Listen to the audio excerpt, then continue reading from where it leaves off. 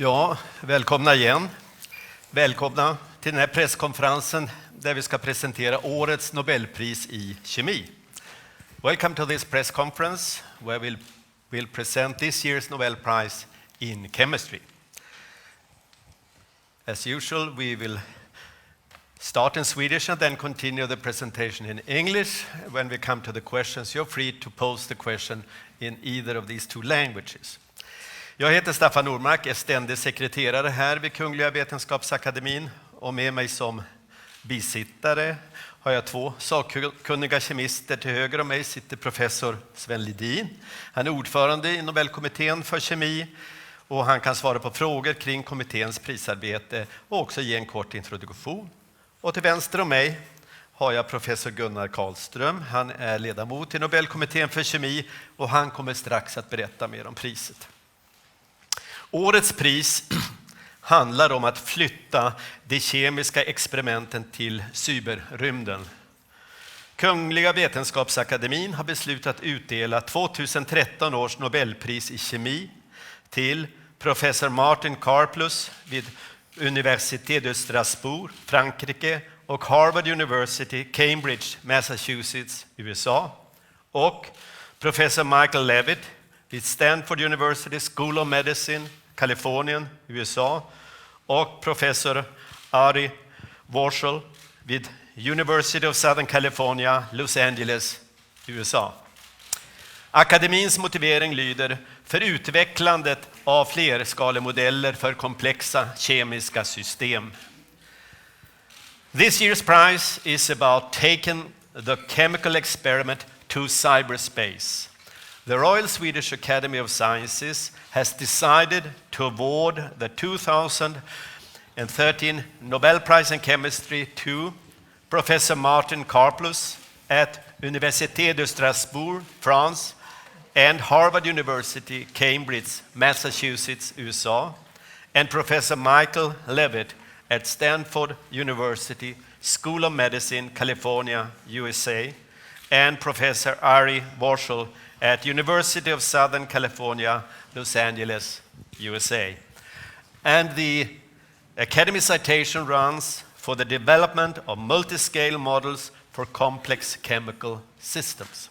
So please, Professor Lidin, will you give a short summary now in English? Chemistry is an experimental science.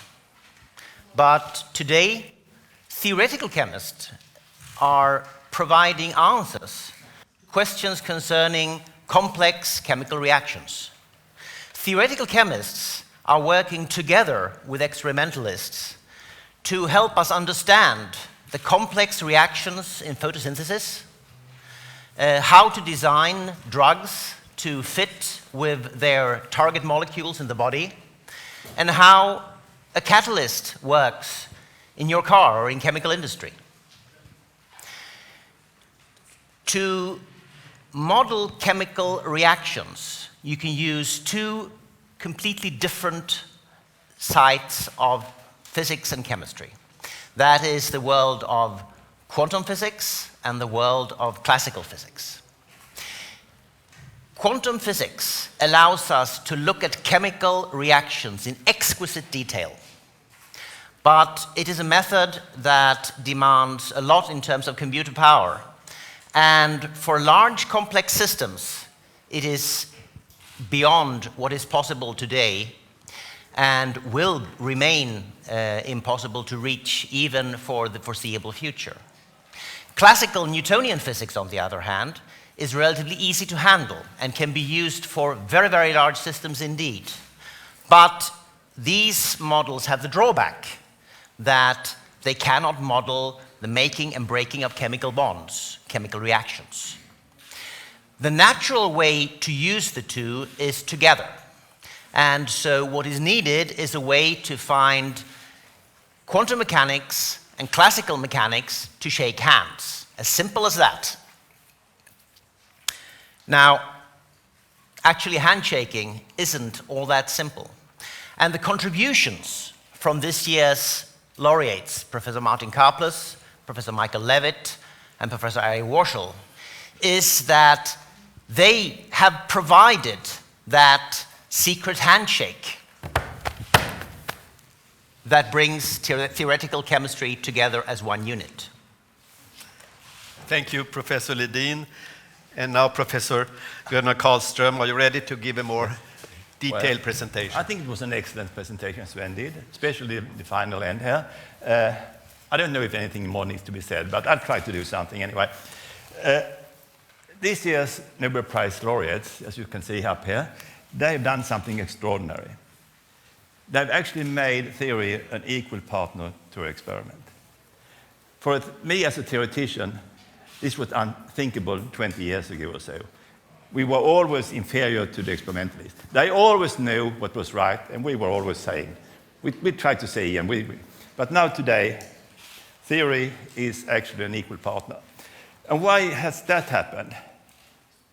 Well, the reason is that today chemistry focuses a lot on function and reactions. And these are issues which are hard for experimentalists to assess.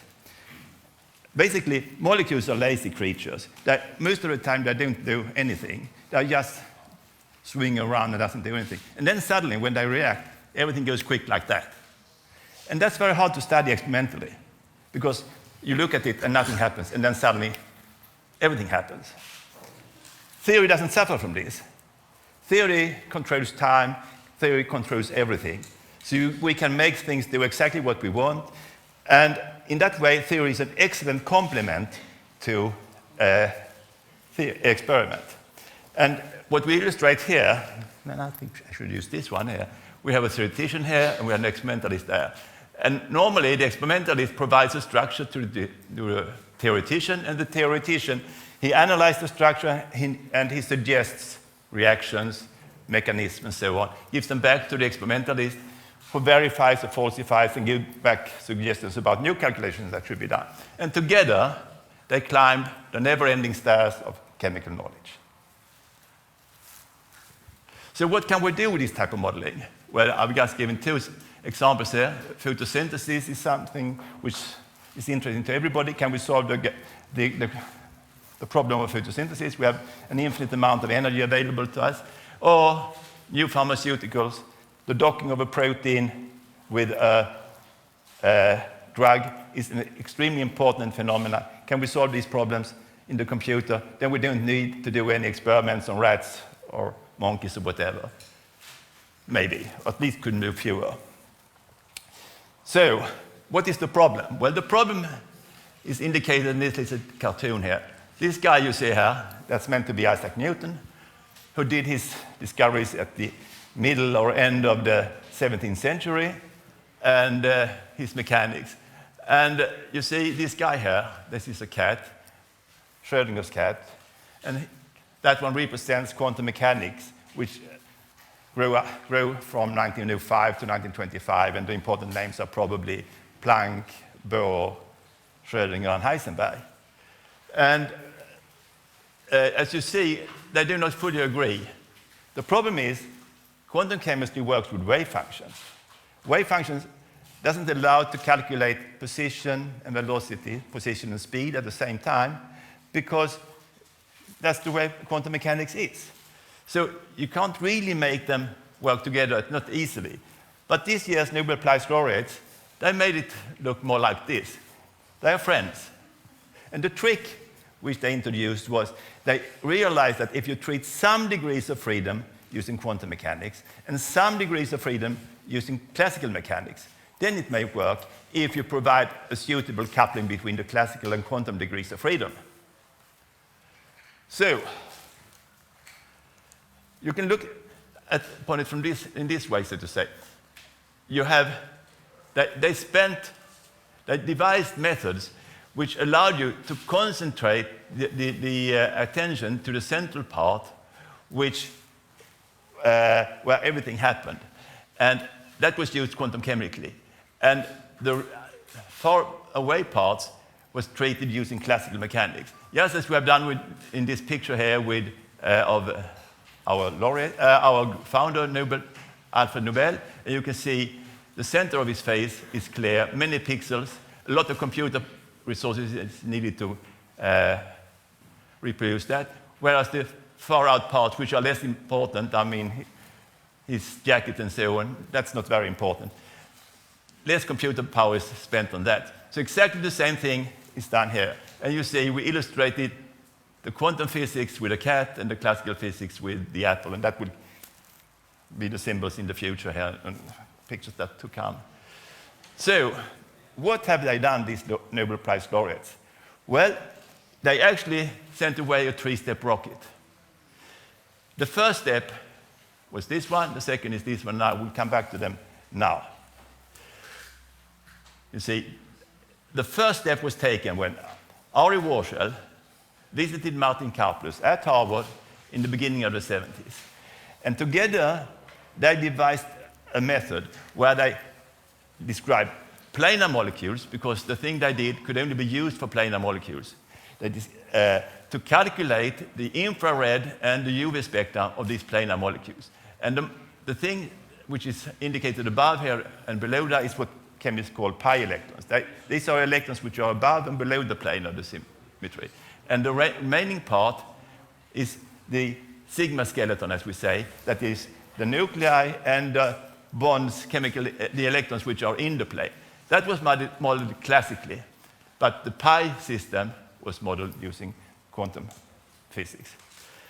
And they actually made good success in this type of modeling. So this was the first time anybody ever merged a quantum and a classical world in chemistry. A few years later, Warshel and Leavitt wanted to lift this restriction that it only could be used for planar systems. And they used it to study lysozyme. This is, you see the big white thing is the full protein, and this is the yellow part here is the thing which they studied, which is a small part of it, and it has a catalytic effect. And what they did was that they studied the catalytic effect of this protein. And this part here, which is this part here, that was studied quantum chemically, and the remaining, the yellow part, was studied using classical mechanics. And they got insight into the mechanism of this catalyst, or this enzyme. But they didn't stop there. They did something more. They coarse-grained they showed that you could make a coarse-grained model where you lump together particles. As you see how what we have here is a protein chain or polypeptide chain. And atoms here were lumped together as indicated by these rings here. So all atoms that were in one ring were modeled as one new particle. And you got a model which looks like this. That was a coarse-grained model. The advantage of this is that you reduce the number of particles.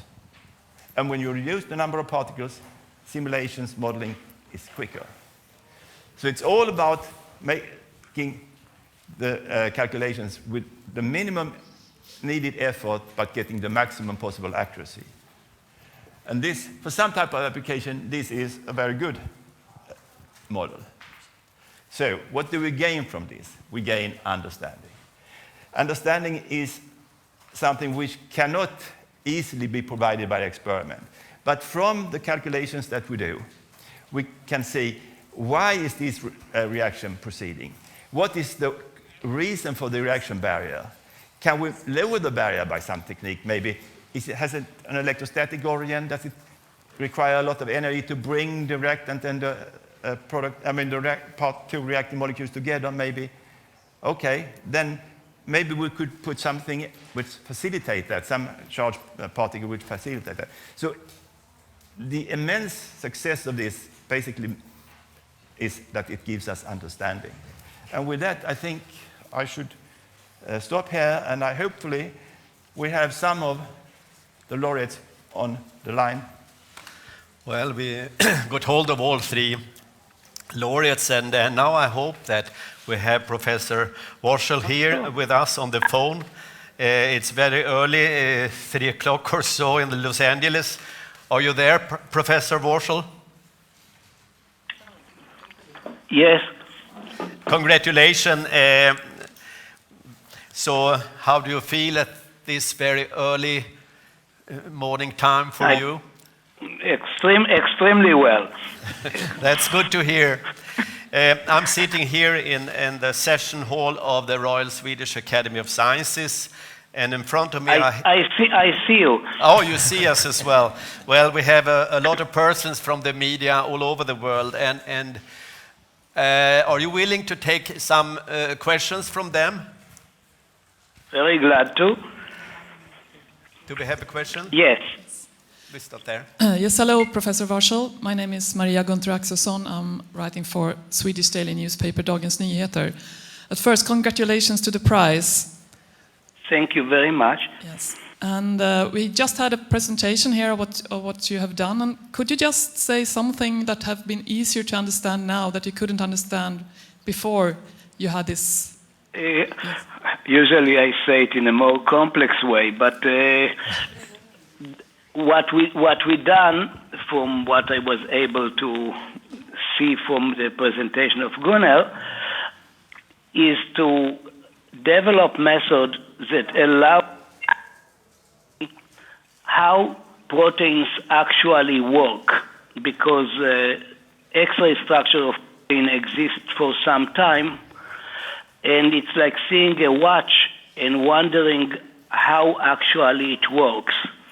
So, in short, what we develop is a way which requires a computer to take the structure of a protein and then to eventually understand how exactly it does what it does. Like if you have an enzyme that digests food and the structure exists, you want to understand how this is happening, and then you could use it, for example, to design drugs, or just, like in my case, to satisfy your curiosity. Okay, thank you. You had a question? Hello, my name is Joanna Rose. I am writing for a Swedish popular science magazine, Forskning och framsteg. Congratulations to the prize. I'm curious about what is the work that you're doing now, presently. I am now using, I saw it in the presentation, on one hand, I continue to use this combined quantum molecular mechanics to understand how proteins that are responsible to transfer signals in the cells, how they exactly work. So this is like 30% of what I am doing. And I also use this simpler representation to understand how molecular motors work, basically to understand how very complex molecules are working. So it's all the time it's how the things are working, and every time it's for more complex questions. Okay, thank you very much. Do I see any more questions here? I don't think so. So thank you once again, Professor Warshel, and congratulations. We are looking forward all to see you here in Stockholm in December for the Nobel Prize ceremony. Bye. Thank you very much, and looking forward. So now I'm turning to the audience here. Are there any questions you would like to pose to the experts here at the podium?